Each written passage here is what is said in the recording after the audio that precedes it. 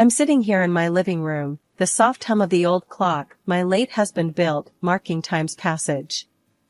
It's a small, cozy house, filled to the brim with memories, each corner telling a story of love, loss, and everything in between.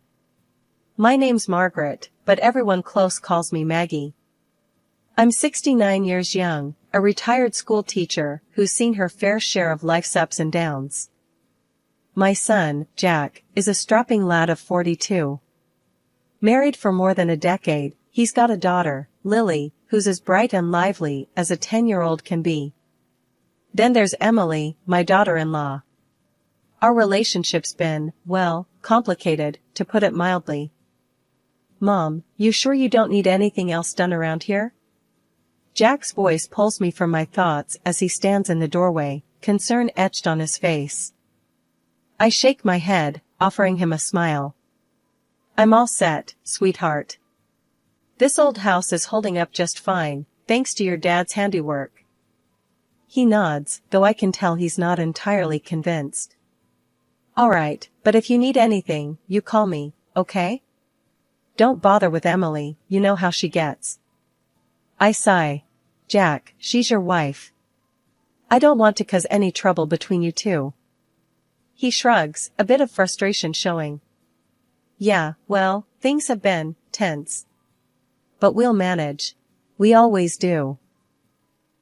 The conversation shifts to lighter topics, Jack filling me in on Lily's latest school project and Emily's plans for the weekend.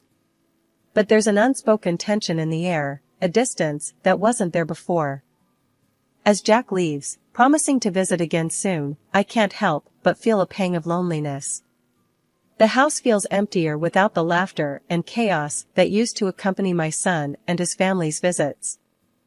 The phone rings, shattering the silence. It's Emily, her voice icy as she speaks. Margaret, I need you to watch Lily tomorrow. Something's come up. I bristle at her tone, but my love for Lily wins out. Of course, I'll watch her. She's my granddaughter, after all.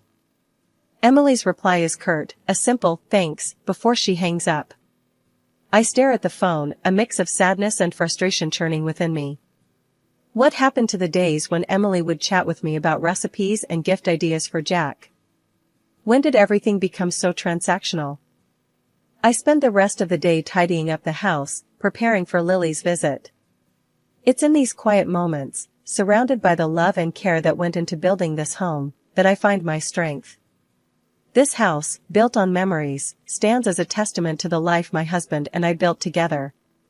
And no amount of tension or harsh words can take that away from me. Back in the day, life was simpler, or so it seemed. I was still teaching, shaping young minds, while my son Jack was just starting to make his way in the world. Emily entered our lives like a whirlwind, full of ideas and ambition, which I admired, even if we didn't see eye to eye on everything. Mom, I want you to meet Emily, Jack had said, his eyes shining with that look of love I hadn't seen in a long while. I think she's the one. I remember meeting her for the first time. She was outspoken, a stark contrast to the quiet steadiness of my Jack. Pleased to meet you, Mrs. Thompson, she'd said, offering me a firm handshake that somehow felt more like a challenge than a greeting. I smiled, trying to ease the tension. Call me Maggie, dear. Mrs. Thompson makes me feel like I'm still in the classroom. She laughed, but it didn't quite reach her eyes. All right, Maggie it is. Jack's told me so much about you. Those early days were a mix of getting to know Emily and adjusting to the new dynamics she brought into our family. Jack was smitten, and I, despite my reservations, hoped for the best.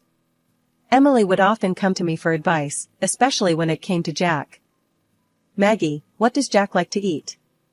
I want to surprise him, Emily asked one afternoon, her tone softer, almost vulnerable. I found myself warming to her in those moments. He loves beef stew, the way his dad used to make it. I can show you if you like. And so, we cooked together, a tentative peace forming between us. But it wasn't always easy. Emily had strong opinions, especially about how Jack should be advancing his career, which often led to heated discussions. "Jack needs to be more ambitious, Maggie," Emily would say, her frustration evident. "He's too comfortable here, too stuck in his ways." I'd bristle at her words, defending my son. "Jack's doing just fine. He's building his life, his way. Not everyone needs to chase after money and status." She'd sigh, rolling her eyes. "You don't get it. We need more if we're going to make something of ourselves." Despite these clashes, I saw how she pushed Jack, how they grew together. When Jack landed a well-paying job and later started his own business, I couldn't help but feel a grudging respect for Emily's drive. Yet, as their fortunes changed, so did our relationship. The visits became less frequent, the conversations more strained. Emily's requests for my help or advice dwindled until they stopped altogether. I missed my granddaughter terribly in those days. Lily was a bright spark, always eager to learn, to explore. I cherished the moments she'd spend with me, her laughter filling the house with joy. "Why doesn't Grandma come over anymore?" I overheard Lily ask her parents one day, her voice tinged with confusion and sadness. Jack was quick to reassure her. "Grandma's always welcome, sweetheart. We've just been busy, that's all." But Emily's response was cooler, more distant. "Your grandma has her own life, Lily. We can't expect her to be around all the time." I bit my tongue, refusing to let the hurt show. Instead, I focused on the love I had for my family, holding on to the hope that things would improve. It was Lily's 10th birthday, a milestone I'd been looking forward to for months. I had a special gift picked out, a book of fairy tales I knew she'd love, each story carefully chosen to spark that bright imagination of hers. But then, the unexpected happened. I didn't get an invite to the party. Not a call, not a message, nothing. It was as if I'd suddenly become invisible to them. Puzzled and hurt, I picked up the phone and dialed Jack's number. He answered on the second ring, his voice cheerful yet harried. "Hey, Mom. What's up?" "Jack, I was just wondering about Lily's birthday. Is there a party planned?" I tried to keep my voice light, but a note of disappointment must have crept in. There was a pause, then, "What do you mean?" "Emily sent you an invite weeks ago. She said you told her you couldn't make it. Said you had other plans?" My heart sank. "No, Jack, that's not true. I didn't receive anything. I wouldn't miss Lily's birthday for the world." I could hear the confusion in his voice as he replied, "That's weird. I'm sure there's been some misunderstanding. I'll talk to Emily and get back to you." But he never did get back to me about it. The next day, through the grapevine of small-town gossip, I found out the party was happening at their house, not out of town as I'd been led to believe. Feeling a mix of anger and sadness, I decided not to confront them about it. Instead, I dropped off the gift at their doorstep early in the morning, hoping Lily would at least know I'd thought of her. A few days after the party, I bumped into Karen, a neighbor, at the grocery store. She was all too eager to spill the details of the party, not realizing I hadn't been there.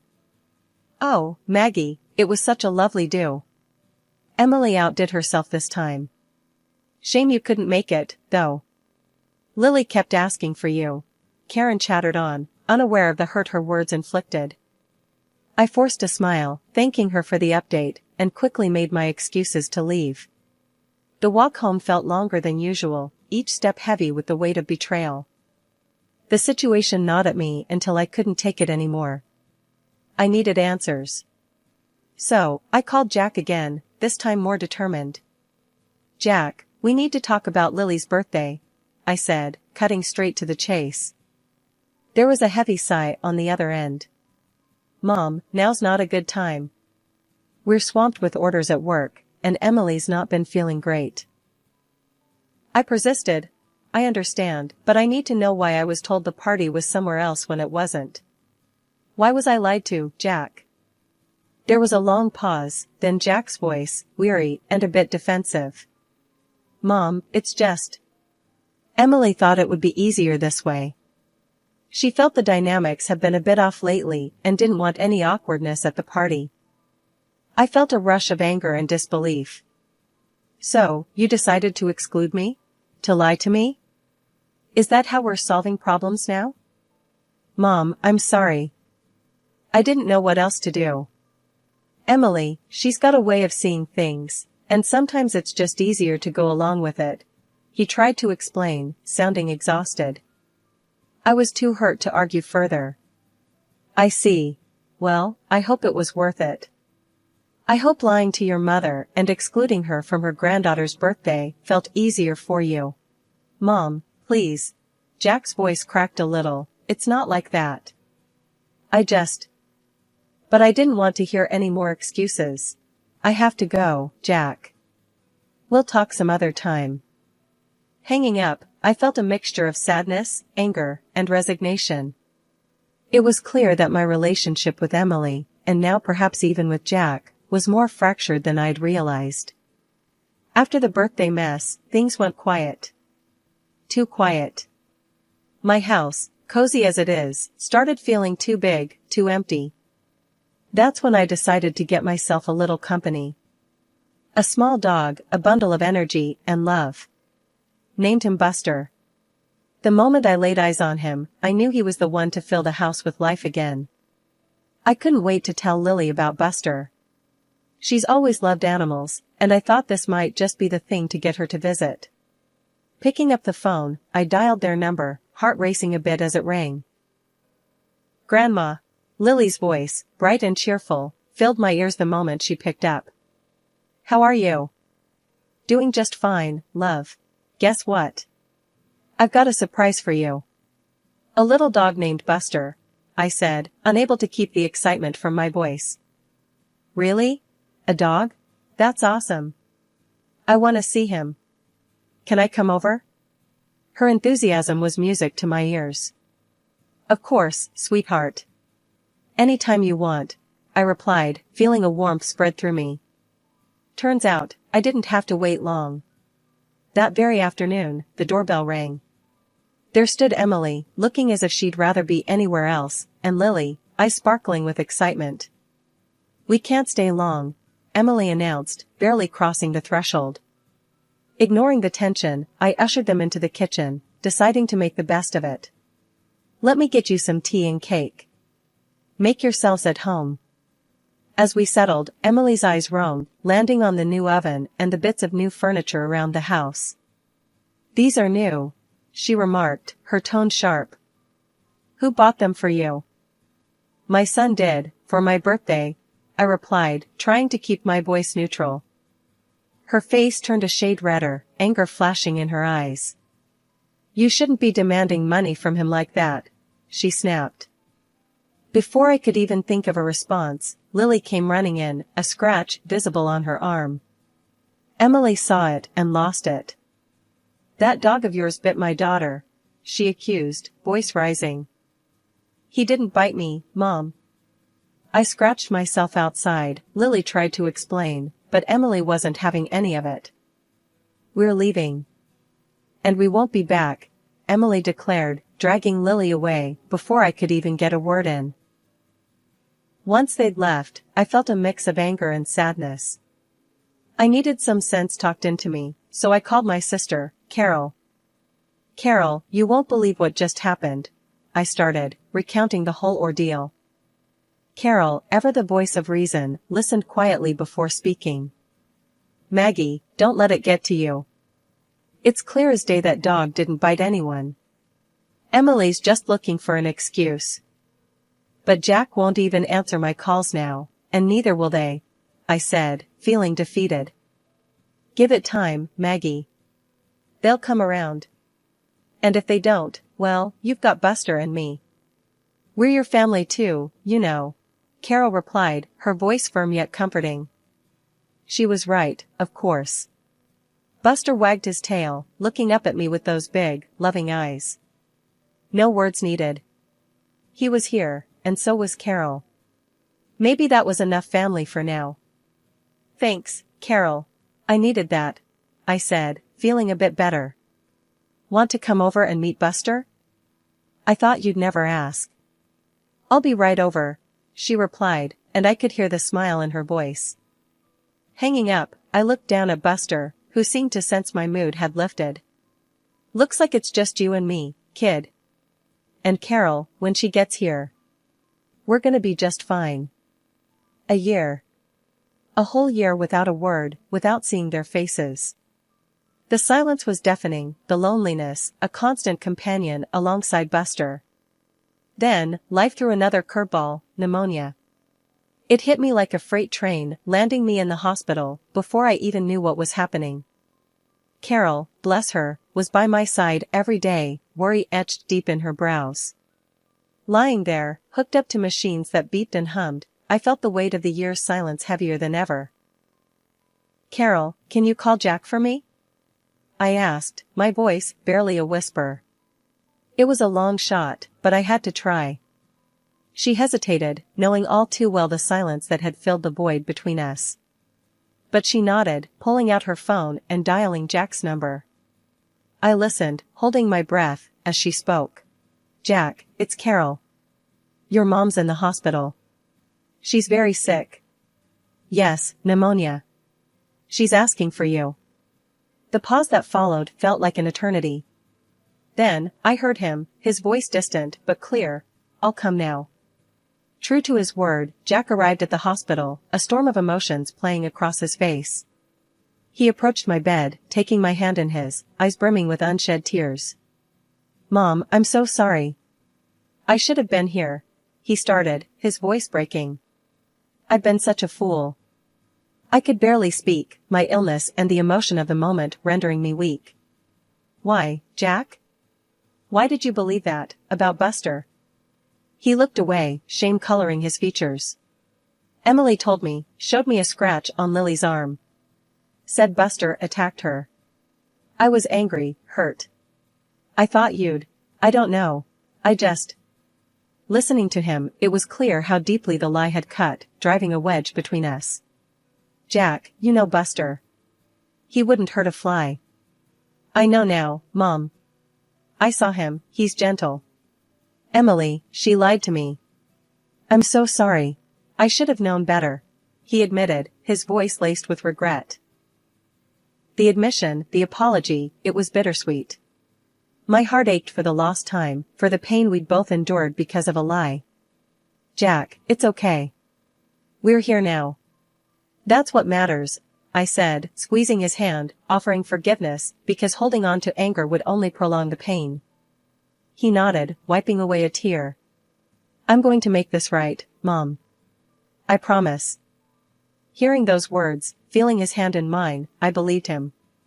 Maybe this was the start of mending what had been broken, of healing not just my body, but our family too. Things were just starting to look up when out of nowhere, trouble came knocking again. This time, it wore a suit and called itself a lawyer, claiming to represent Jack. The voice on the phone was all business, saying he needed me to sign some documents, because Jack was abroad and in a bind. Something about the whole thing smelled fishy to me. First thing I did was try calling Jack, but wouldn't you know it, his phone was as good as a brick. No answer. That's when I got that sinking feeling in my gut. I rang up Carol, told her to come over quick. Something's not right, I told her, pacing the floor until she showed up. When the lawyer showed up, all smiles and handshakes, I knew I had to play it smart. He pushed a stack of papers towards me, saying it was all just formalities, that Jack needed this done pronto. I'd like a minute to read these, if you don't mind, I said, trying to buy some time. Oh, there's no need to worry. It's all straightforward, he assured me, but I wasn't buying what he was selling. I needed Carol to get a look at these documents without him hovering, so I suggested a little stroll in the garden. Let's get some fresh air, then I'll sign, I proposed. To my surprise, he agreed. While we were outside, Carol was inside, snapping pictures of the documents with her phone. Turns out, those papers were nothing short of a nightmare. They were trying to get me to sell my house for peanuts and ship off to a nursing home, claiming I was too sick to take care of myself. Before I could process it all, Emily stormed in, red-faced and yelling like a banshee. Just sign the damn papers, Margaret. Don't make this harder than it has to be. I stood my ground, refusing to be bullied. I'm not signing anything until I talk to Jack, I said firmly. That's when I called the police. Emily was livid, spewing lies about me having dementia, trying to paint me as some doddering old fool. The police showed up, and Emily switched gears, playing the concerned family member. But we had proof. I showed them the audio recording of the lawyer's spiel, and Carol showed them the photos she'd taken of the documents. Emily's tune changed real quick, then. The police took her in for questioning, and the whole house of cards she'd been building came tumbling down. After the fiasco with the lawyer and Emily's plot being foiled, things started moving quickly. The police had enough evidence to start unraveling the tangled web of lies that had been spun around me. But the real turning point came when Jack finally got back from his trip abroad. He was shocked to learn about the chaos that had unfolded in his absence. Jack came straight to my house, a mix of worry and anger clouding his face. "Mom, I just landed and heard about what happened. Can you fill me in on everything?" I sighed, looking at my son, seeing the confusion and hurt in his eyes. "Jack, it's been a mess. That lawyer, the one Emily hired, tried to trick me into signing away the house. And if it weren't for your Aunt Carol, I might have fallen for it." Jack's face turned red with anger. "That's unbelievable. Emily told me she was just taking care of some family business while I was gone. I had no idea she was plotting something like this." Carol, who had been a rock throughout this ordeal, chimed in. "We caught everything on tape, Jack. And I took pictures of the documents they tried to get Maggie to sign. It's clear as day what their intentions were." Jack shook his head in disbelief. "I can't believe she'd go this far. To think, she used our daughter to further her lie. I'm going to confront Emily about this. She needs to explain herself." The confrontation between Jack and Emily was inevitable. He left our house, determined to get to the bottom of things. When he returned, he was alone, his expression somber. "Mom, Emily," she admitted to everything. "Said she felt cornered, that she didn't know what else to do. I told her it's over. We're getting a divorce. I can't be with someone who'd put my own mother through something like this." Hearing Jack's words, I felt a mix of relief and sorrow. Relief that the truth was finally out, but sorrow for the pain my son was going through. "Jack, I'm so sorry it's come to this. But I'm proud of you for standing up for what's right." Jack nodded, pulling me into a hug. "I should have listened to you sooner, Mom. I'm just glad you're okay." In the days that followed, we worked on healing the rifts that had formed. Jack was a frequent visitor, often bringing Lily along, who was overjoyed to spend time with Buster and me. The ordeal had brought us closer, reminding us of the importance of family and truth. After the storm comes the calm. That's how it felt once everything with Emily was settled. Jack got the divorce finalized, and though it was a tough period for him and Lily, they started to find their rhythm again. Life at the house felt fuller, happier with their frequent visits. It was like we were all breathing a bit easier, ready to welcome whatever came next with open arms. One sunny afternoon, as I watched Jack and Lily playing with Buster in the garden, I realized how much things had changed. Jack walked over, settling down beside me with a sigh. "Mom, I've been thinking," he started, watching Lily throw a ball for Buster. "I want to start fresh, maybe even move closer to you. What do you think?" I smiled, the idea warming my heart. "I think that's a wonderful idea. Having you and Lily nearby would be a dream come true." Lily ran over, breathless and laughing. "Grandma, did you see how fast Buster is?" Her eyes sparkled with joy, so much like her father's. "I sure did, sweetheart. He's got quite the sprint on him," I replied, hugging her close. As we sat there, chatting about school, friends, and all the little things in between, I couldn't help but feel a deep sense of gratitude. The ordeal we'd gone through had somehow brought us closer, strengthening the bond between us. Later that week, Carol dropped by for her usual visit. Over cups of tea, we reflected on the past few months. As the days turned into weeks, and the weeks into months, our lives found a new normal. Jack and Lily did move closer, just a few streets away, making spontaneous visits a regular occurrence. The laughter and love that filled my home were a balm to my soul, healing old wounds and bridging any gaps that had formed. One evening, as we all gathered for dinner, Jack raised his glass in a toast. To new beginnings, to family, and to a future filled with love and laughter. We've come through the storm, and now it's time to enjoy the sunshine. We all echoed his sentiment, clinking glasses and sharing smiles. It was a simple moment, but it held the weight of everything we'd endured and overcome together.